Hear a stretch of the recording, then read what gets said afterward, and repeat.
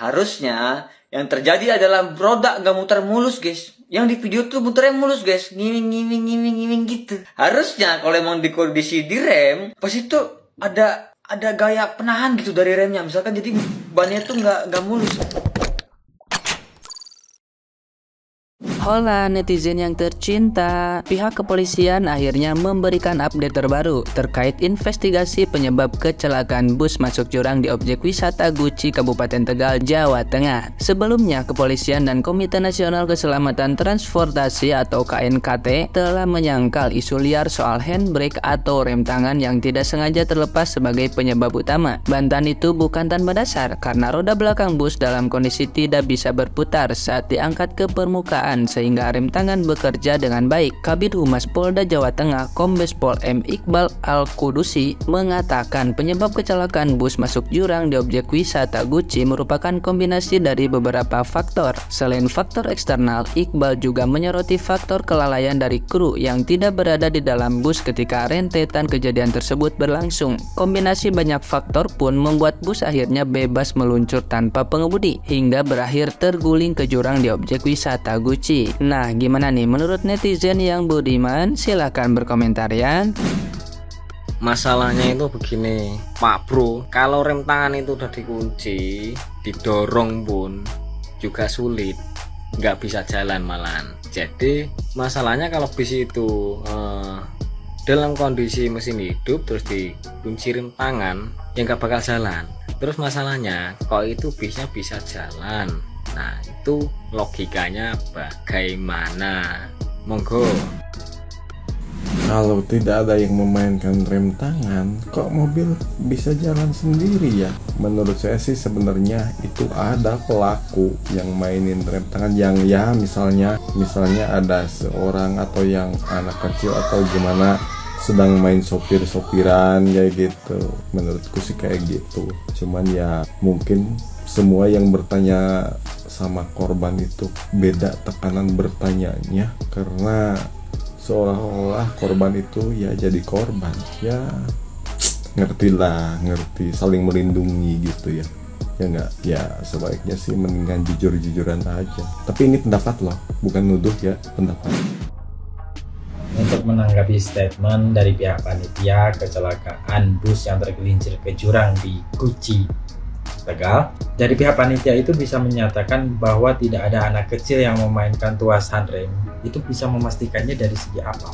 Apakah dari pihak panitia itu ada yang benar-benar menyaksikan kejadian tersebut mulai dari bus parkir sampai kejadian tersebut? Yang bisa membuktikannya mungkin menurut saya adalah dari pihak kepolisian. Pasti ada sidik jari yang tertinggal di tuas itu. Yang terakhir itu siapa pasti bisa terbukti nantinya.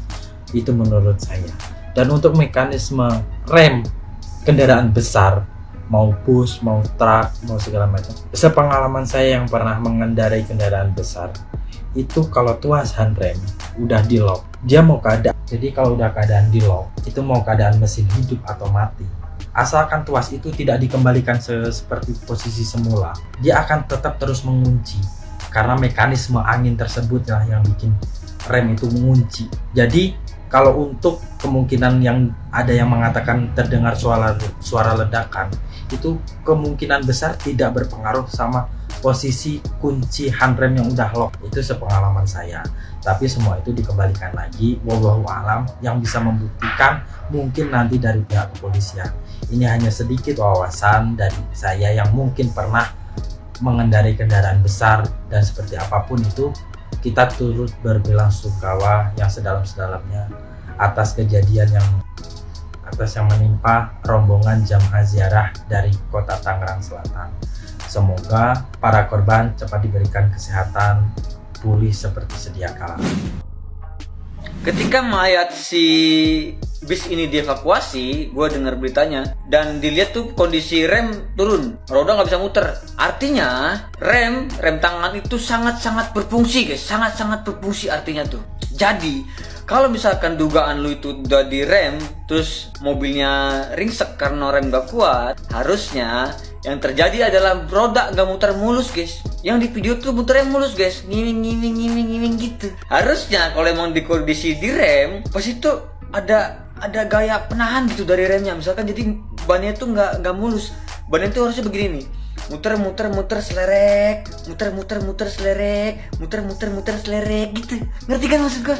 Kecuali kejadiannya begini, sopir turun, udah ini nih, udah nyetel rem tuh, dia ngerokok, mobil masih bertahan lama tuh di video juga.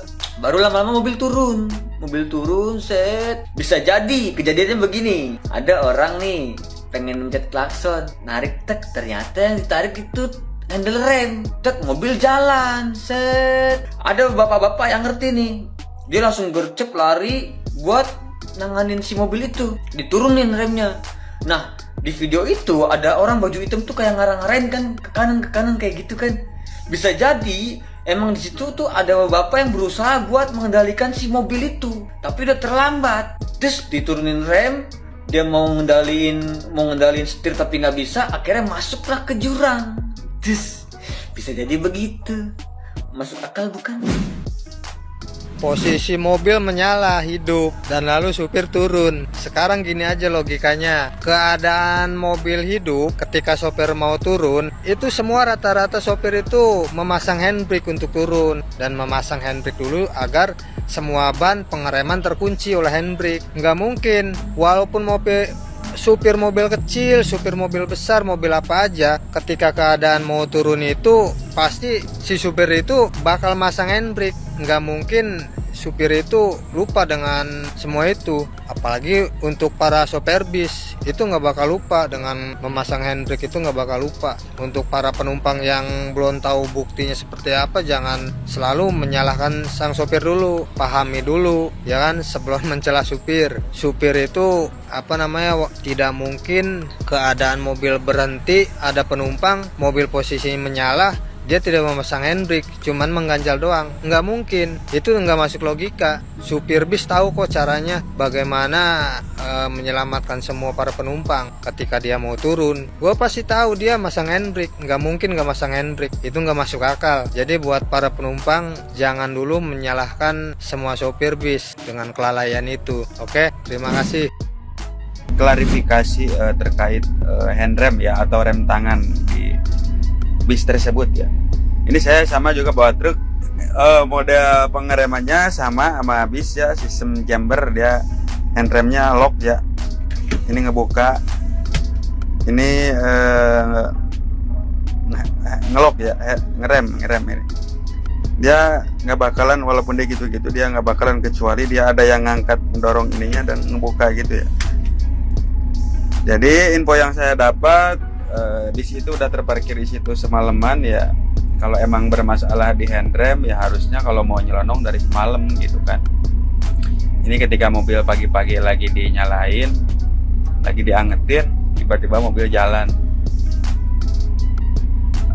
Jadi logikanya sangat tidak mungkin gitu untuk bis itu jalan sendiri tanpa ada yang memainkan rem tangan gitu. Jadi saya mohon kepada pihak-pihak terkait pengurusan di situ coba dibenahi lagi ya mengenai kebenaran pembicaraan tentang handrem gitu ya. Soalnya saya ya selaku sesama supir saya juga kurang begitu pas gitu kalau seandainya ada orang bilang tanpa ada yang mengutak-atik rem tangan itu kayaknya kurang pas. Soalnya kami para supir tahu bener gitu tentang rem tangan tuh kayak gimana. Bedanya kalau truk menengah di sini ya, kalau bisa di sini, ini biasanya di sini dekat setir sebelah kanan posisinya, beda posisi doang. Cara kerjanya sama. Dia gak bakalan walaupun ke pukul atau ke senggol, dia gak bakalan lepas sendiri tanpa ada yang ngebuka ininya nih. Nah ya demikian video dari saya. Mohon maaf sebelumnya kepada pihak-pihak yang terkait. Saya bukannya nyari kebenaran, cuman sedikit mengklarifikasi terkait handrem yang sebenarnya. Terima kasih. Wassalamualaikum warahmatullahi wabarakatuh.